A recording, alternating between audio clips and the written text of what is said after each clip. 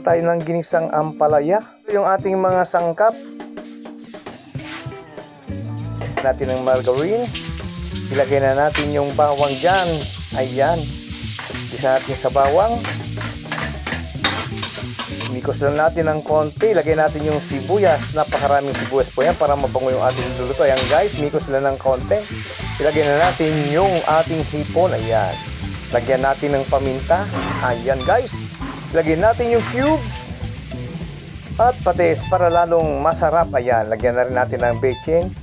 Para isa na lang. Isang bagsakan na lang yan. Ilagay na natin yung ampalaya guys. So ayan guys. Takpan natin guys.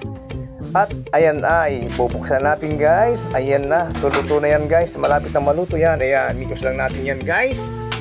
At lalagyan natin ng 3 egg yan. Ang ating nilagay dyan guys, 3 egg para mas masarap ang ating ginisang ampalaya. Ayan, mikos natin. Pwede nyo pong imikos yan. Hindi na po papait ang ating ampalaya guys. Ayan guys. At syempre luto ng ating ampalaya. Yan na nga oh. Ang sarap niyan guys. Ayan oh. Hindi pumapait dyan kasi meron tayong prosesong ginawa dyan guys. Ayan.